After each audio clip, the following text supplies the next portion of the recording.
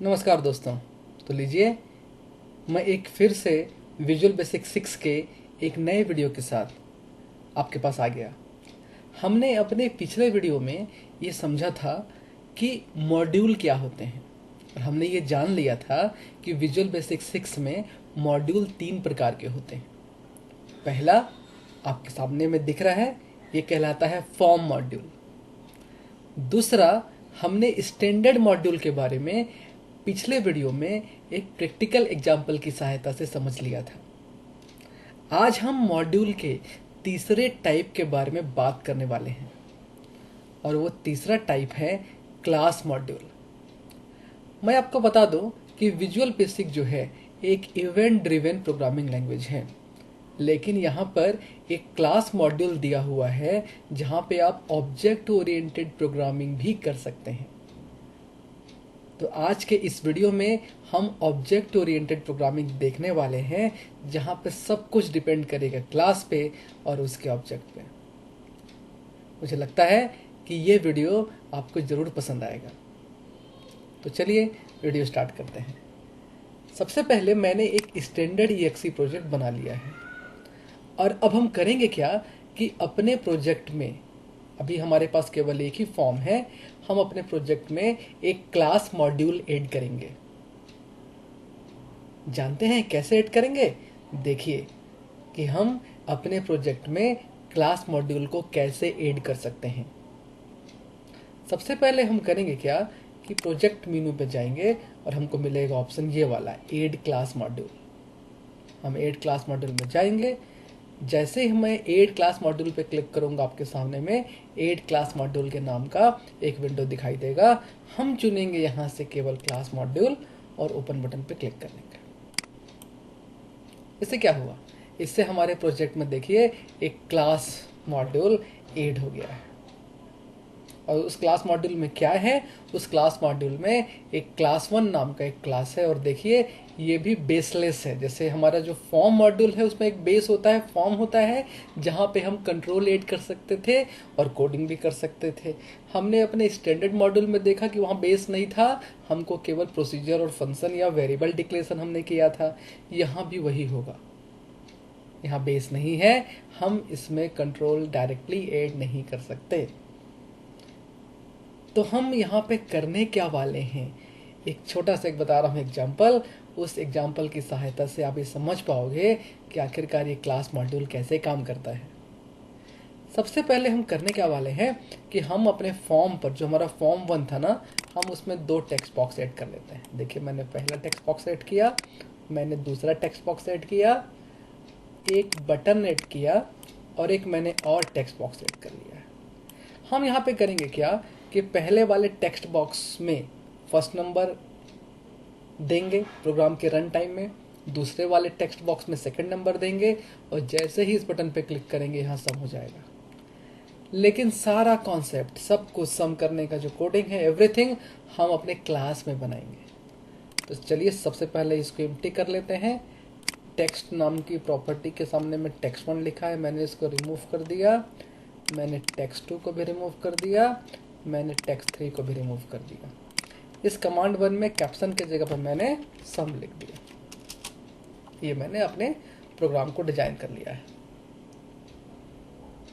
तो हम लोग यहाँ पे किस कॉन्सेप्ट का यूज कर रहे हैं? हम लोग यहाँ पे यूज कर रहे हैं क्लास के कॉन्सेप्ट का। तो मैं आपको दिखाता हूँ इस कॉन्सेप्ट में हम करेंगे क्या। मैं इस तरीके से आपके लिए फॉर्म को अरेंज कर ले रहा हूँ।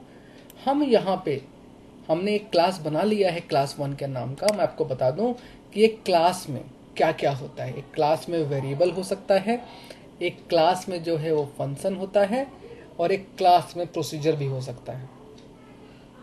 हमने समझा है कि फंक्शन कैसे बनाते हैं, हमने समझा है कि प्रोसीजर कैसे बनाते हैं। तो चलिए सबसे पहले हम यहाँ पे करेंगे क्या, बनाएंगे कुछ वेरिएबल। मैंने यहाँ पे लिखा प्राइवेट n1 n2 और सम एज इंटीजर। मैंने यहाँ पे 3 प्राइवेट वेरिएबल डिक्लेयर कर दिए। प्राइवेट क्यों? क्योंकि मैं चाहता हूँ ना इन तीनों वेरिएबल को आप इस क्लास के बाहर में यूज मत कर पाओ। साथ में हम 2 फंक्शन बनाएंगे, लिखेंगे पब्लिक, और पब्लिक लिखने के बाद हम लोग यहाँ पे लिखेंगे फंक्शन, और फंक्शन लिखने के बाद हम लोग यहाँ पे गेट डेटा नाम का फंक्शन बनाएंगे, जो करेगा क्या कि बाय वैल ए एज इंटीजर, मतलब ये हमसे जो भी नंबर लेगा वो उसको ए में स्टोर कर लेगा उसके वैल्यू को, और by val b as integer, इस तरीके से। और चूंकि फंक्शन है तो ये कुछ रिटर्न भी करेगा, तो मैं चाहता हूं कि एक इंटीजर वैल्यू रिटर्न करे। देखिए थोड़ा सा मैं इसको छोटा कर देता हूं ताकि हम लोग कोडिंग विंडो को और थोड़ा सा बड़ा कर सकें। ये देखिए इस तरीके से, और थोड़ा सा छोटा कर देता है इस तरीके से। हमने यहाँ पे अपना फंक्शन बना लिया। अब ये फंक्शन में जब भी वैल्यू पास करेंगे जब भी हम वैल्यू पास करेंगे तो वो ए और बी में चला जाएगा। तो हम लोग कैसे पास करेंगे यहाँ पर, और पास करने के बाद क्या होगा कि जो हमारे ए में जो वैल्यू आएगा हम उसको n1 में डाल देंगे, इस तरह n1 इक्वल टू ए लिख देंगे, और जो हमारा बी में वैल्यू आएगा उसको हम लोग n2 में पास कर देंगे। हमारे फंक्शन का काम खत्म। फंक्शन का काम क्या है कि ये जो है ये हमसे दो नंबर रिसीव करेगा, पहले नंबर को ए में स्टोर करेगा, दूसरे नंबर को बी में स्टोर करेगा, और उन दोनों नंबर को n1 और n2 जो हमारे प्राइवेट वेरिएबल थे जिनको क्लास के बाहर में हम लोग एक्सेस नहीं कर सकते हैं उसमें जो है वो पास कर देगा। पास करने के बाद जो है हम लोग एक अलग से फंक्शन बनाएंगे। ये हमने अलग से फंक्शन बनाया, मान लेते हैं सम f के नाम का, और हम लोग करेंगे क्या, ये भी कुछ ना कुछ रिटर्न करेगा लेकिन ये रिसीव कुछ नहीं करेगा। ये दोनों को जोड़ेगा n1 n2 में, और जोड़ने के बाद जो भी हमारा सम का वैल्यू है उसको ये रिटर्न कर देगा। जिन्होंने भी मेरा पिछला वीडियो नहीं देखा है प्रोसीजर वाला या फंक्शन वाला, आप उसको देखो तो आपको उससे ज़्यादा समझ में आने लगेगा कि आप फंक्शन कैसे बनाते हो। तो हमने अपने क्लास 1 को बना लिया, हमने वेरिएबल डिक्लेयर किया है, हमने दो फंक्शन बनाया है। ये दोनों फंक्शन पब्लिक हैं क्योंकि हम लोग इसको बाहर से एक्सेस करना चाहते थे। और ये पहला फंक्शन दो इंटीजर वेरिएबल का वैल्यू रिसीव करेगा और n1 और n2 को इनिशियलाइज कर देगा, और जो दूसरा फंक्शन है ये इन दोनों को जोड़ेगा, और जोड़ने के बाद जो है इन दोनों को जोड़ने के बाद जो है इनको जोड़ के दिखाएगा। जोड़ के जब ये दिखाएगा और इनिशियलाइज करने के बाद जब ये इनिशियलाइज हो जाएगा तो फिर जब हम लोग सम f को कॉल करेंगे तो ये इन दोनों को जोड़ के सम में स्टोर कर लेगा। तो हमने अपने क्लास को तो डिजाइन कर लिया है। अब चलिए एक काम करते हैं, इन दोनों को आपस में कनेक्ट करते हैं। मैं आपको बता दूं जो क्लास होता है ना एक्चुअली एक प्रकार का यूजर डिफाइंड डेटा टाइप होता है। हमने अपना डेटा टाइप तो बना लिया लेकिन हम लोग उसका यूज तब तक नहीं कर सकते जब तक कि हम लोग उसका वेरिएबल नहीं बना दें। हमेशा ये ध्यान रखना कि डेटा टाइप विदाउट वेरिएबल कुछ नहीं होता है, उसी तरह क्लास जो होता है ना विदाउट ऑब्जेक्ट कुछ नहीं होता है। तो क्या कहाँ बनाएंगे ऑब्जेक्ट, कैसे बनाएंगे ऑब्जेक्ट, हम बनाएंगे फॉर्म पर। हम इस बटन पे क्लिक करने वाले हैं और हम यहाँ पे कोडिंग लिखेंगे। क्या हम लिखेंगे dim ob as new class 1। इस तरीके से हम लोग को यहाँ पे न्यू नाम के ऑपरेटर का भी यूज करना है। हमने यहाँ पर ob नाम का एक बना लिया वेरिएबल, जस्ट लाइक वेरिएबल। यहाँ पर जो कि क्लास का वेरिएबल है ना तो हम लोग इसको ऑब्जेक्ट कह रहे हैं और कुछ नहीं। ठीक है, न्यू इसलिए क्योंकि इससे क्या होगा कि इस ऑब्जेक्ट के लिए रैम में एक जगह ऑक्यूपाई हो जाएगा और उस क्लास के जितने भी मेंबर हैं वो 3 वेरिएबल और 2 फंक्शन इसमें कॉपी हो जाएंगे।